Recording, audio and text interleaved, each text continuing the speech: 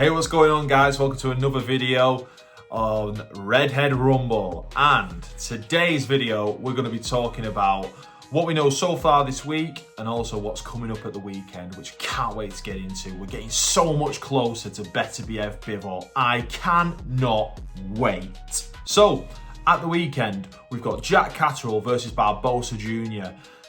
Am I convinced it's going to be a great fight? I'm not too sure. We're back at the Corp Arena like Derek Chisora was last Saturday in Manchester. Back in our parade, our favourite place. If you don't know, get to know. But I'm really looking forward to it. I think the card's going to be quite good. We're going to do a full preview on the channel anyway.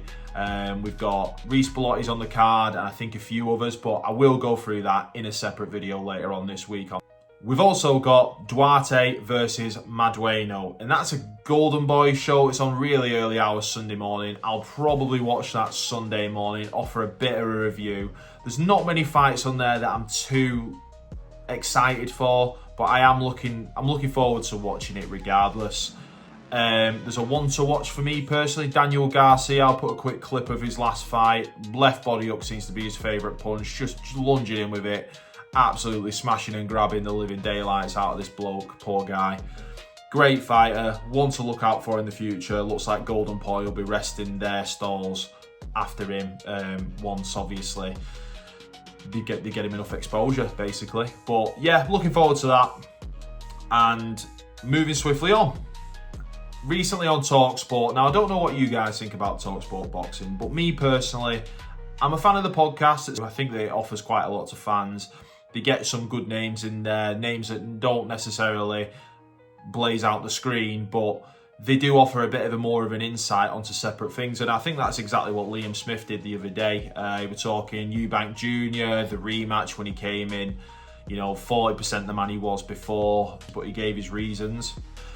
We all know that he hurt himself and then both of his ankles buckled in that second fight, and you're fighting someone that's operating with just arms, no legs and no back.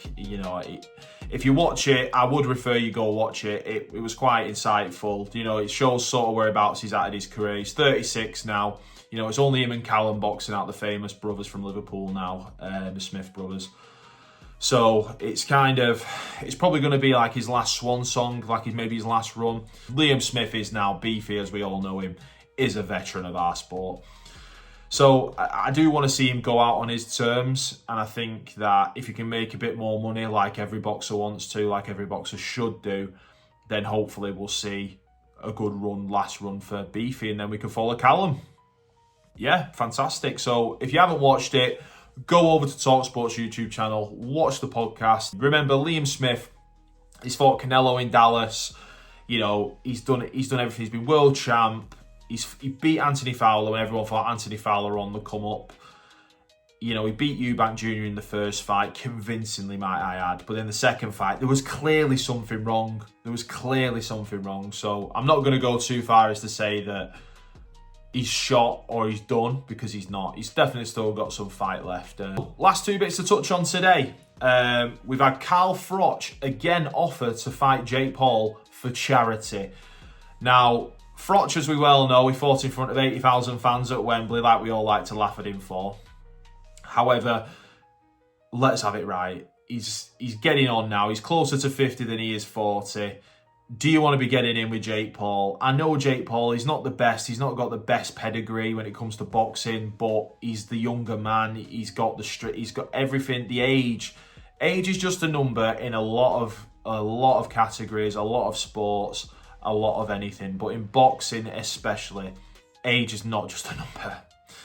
Don't get in there unless you've signed all the contracts saying that it's just as light sparring, just in a match setting. Don't sign it, Carl, unless you're getting exactly what you want from it. And if you want to give it all to charity, that's entirely your choice, but you could make a quick buck, and if you really wanted to, I reckon you could put it on him. Having said all that, it's a risk, and the risk is why you might take it, why you might not. But that's what he makes his business off, Jake Paul. He's fantastic at it. He's a fantastic marketer. He knows how to market himself brilliantly. He fights all these old names, but we all still watch. And he even had Canelo on the hook, literally, signed, deal, everything, until Turki Al Sheikh came in from Riyadh Season and signed him onto a 4-year deal, which we will once the details emerge from that, get stuck right into.